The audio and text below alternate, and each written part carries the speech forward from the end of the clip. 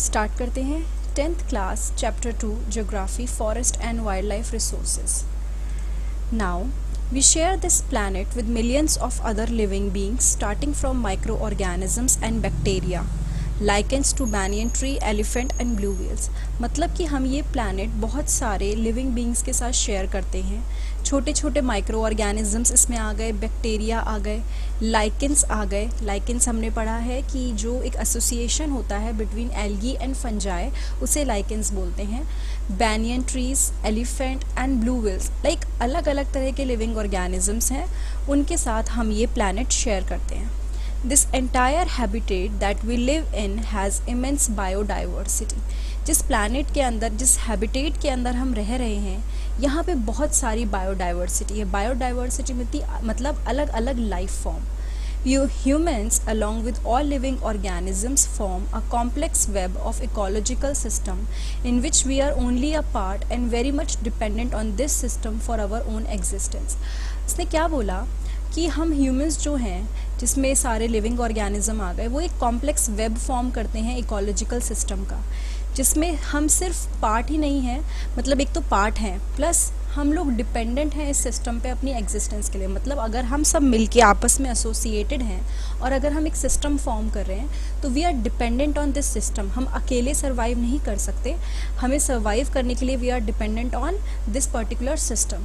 For example, the plants, animal and microorganism recreate the quality of the air we breathe, the water we drink and the soil that produces our food without which we cannot survive. इसने क्या बोला कि example के तौर पे जो plant, animal और micro organisms हैं, वो क्या करते हैं, वो एयर की क्वालिटी जो हम ब्रीथ करते हैं उसको रिक्रिएट करते हैं, दोबारा से चेंज करते हैं. वाटर जो हम ड्रिंक करते हैं, प्लस जो सॉइल प्रोड्यूस होती है जिसके बिना हम सर्वाइव नहीं कर सकते, वो सॉइल जो हम, जिससे हमारा खाना बनता है, जिस पे हम पूरी तरह से डिपेंडेंट हैं, तो ये सारे के सारे micro organisms, plant and animal, ये सब इसको रिक्रिएट करते हैं. ठीक है. Forest play a key role in the ecological system. अब हमारा जो फॉरेस्ट है वो काफ़ी इम्पॉर्टेंट रोल प्ले करता है. की रोल का मतलब बहुत इम्पॉर्टेंट रोल है किसमें, इस इकोलॉजिकल सिस्टम में. सो हम सब living beings, we all are dependent on the primary producers. ठीक है. तो फॉरेस्ट में सबसे ज़्यादा प्राइमरी प्रोड्यूसर्स मिलते हैं, अलग अलग तरह के प्लांट्स और एनिमल मिलते हैं. नाउ बायोडाइवर्सिटी और biological diversity is immensely rich in wild life and cultivated species, diverse in form and function but closely integrated in a system through multiple network of interdependency. इसको समझने की कोशिश करते हैं. बायोलॉजिकल डाइवर्सिटी या biodiversity का मतलब क्या है?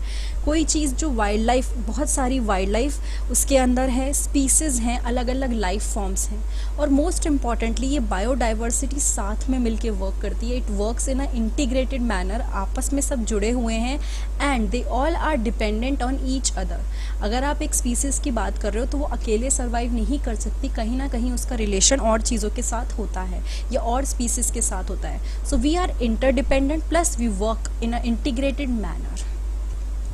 Now flora and fauna in India. If you look around, you will be able to find that there are some animals and plants which are unique in your area. मतलब अगर अपने घर के आसपास या अपने आसपास आप देखोगे, आपको कुछ एनिमल्स और प्लांट्स का पता चलेगा जो आपके एरिया में बिल्कुल यूनिक है, मतलब अलग हैं. In fact India is one of the world richest country in terms of its vast array of biological diversity. मतलब इंडिया एक ऐसी कंट्री है जहाँ पे आपको अलग तरह की वास्ट बायोलॉजिकल डाइवर्सिटी देखने को मिलेगी, काफ़ी अलग डाइवर्सिटी, बहुत सारे different kind of living organism. This is possibly twice और thrice the number yet to be discovered. और एक्चुअली उससे भी डबल या ट्रिपल नंबर अभी डिस्कवर होने बाकी हैं, उतनी स्पीसीज अभी डिस्कवर होंगी. You have already studied in detail about the extent and variety of forest and wildlife resources in India. मतलब आपने डिटेल में पढ़ा है अबाउट कई सारे फॉरेस्ट और वाइल्ड लाइफ रिसोर्सेज के बारे में इंडिया में जो हैं. You may have realise the importance of these resources in our daily life. आपने शायद इन रिसोर्सेज की इम्पॉर्टेंस भी रियलाइज़ की होगी. These diverse flora and fauna are so well integrated in our daily life that we take these for granted.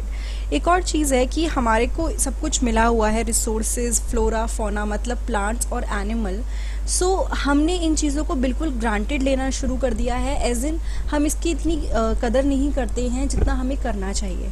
ठीक है, हम उसका सोचते हैं कि ठीक है ये तो है ही।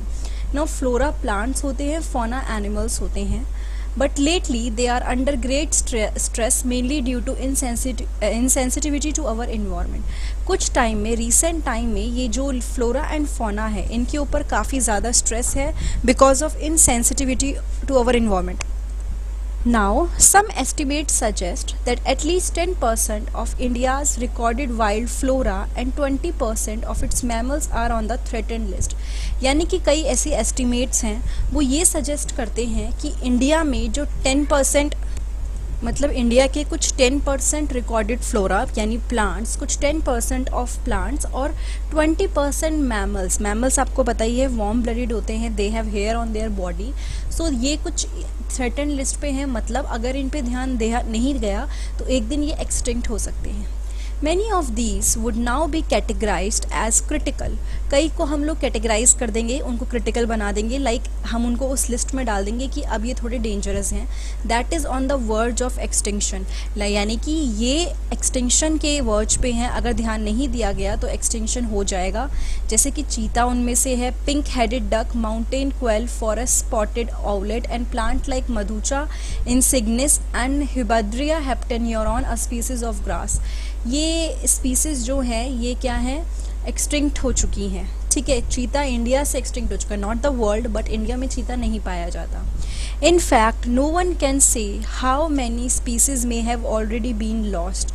और अभी तक हमें ये भी नहीं पता कि कितनी स्पीसीज एक्चुअली ख़त्म हो चुकी है, बिकॉज द प्रॉब्लम इज़ हम डिस्कवर कर पाएँ उससे पहले ही चीज़ें ख़त्म हो रही हैं। Today, we only talk of the larger and more visible animals and plants that have become extinct, but what about smaller animals like insect and plants? मतलब आज अगर हम extinct की भी बात करते हैं, जैसे मैंने अभी चीता की बात करी, तो हम उन species की बात करते हैं जो already extinct है प्लस बड़ी species हैं, बट हम कभी भी छोटे छोटे animals, insects और plants इनकी बातें नहीं करते हैं, क्योंकि हमें अभी तक पता ही नहीं है शायद कि कितनी species हैं जो extinct हो चुकी है। ठीक है, तो इस पूरे पार्ट में, इस पूरे चैप्टर में we will study about different kind of species and obviously wild life. Now vanishing forest पे एक पैराग्राफ है, इसको पढ़ लेते हैं। The dimension of deforestation in India are staggering. यानी जिस कदर डिफॉरेस्टेशन इंडिया में हो रहा है दैट इज़ वेरी शॉकिंग। मतलब बहुत ही बड़े एक्सटेंट पे डिफॉरेस्टेशन हो रहा है, पेड़ों को काटा जा रहा है। The forest and tree cover in the country is estimated at 79.42 million hectare. यानी हमने ये एस्टिमेट किया है कि इतना फॉरेस्ट कवर है, जो टोटल जियोग्राफिकल एरिया का जो हमारे पास है उसका 24.16% है। ठीक है, जिसमें से हर किसी की रेशियो दे रखी है कि ओपन फॉरेस्ट कितना है, मैंग्रोव कितना है। मैंग्रोव वो एरिया होता है जो किसी भी सी के पास का एरिया होता है, वहाँ पे ट्रीज़ होते हैं, मैंग्रोव ट्रीज़ भी होते हैं, एंड फ्लड वगैरह जैसी चीज़ों से बचाते हैं, and they are very much adapted to live in salty conditions, क्योंकि सी का पानी सॉल्टी होता है। According to the state of forest report, the dense forest cover has increased by this since 2013।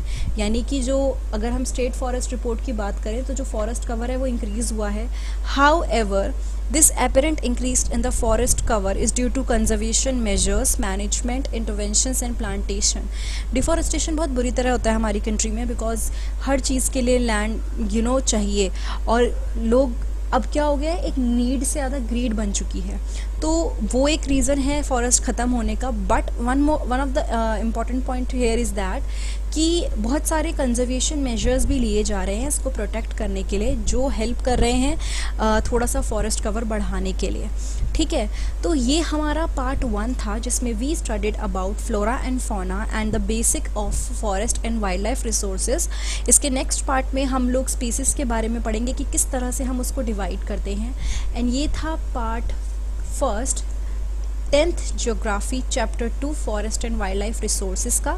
अगर ये वीडियो आपको अच्छी लगी है तो प्लीज़ लाइक, कमेंट, सब्सक्राइब और शेयर करना मत भूलिएगा।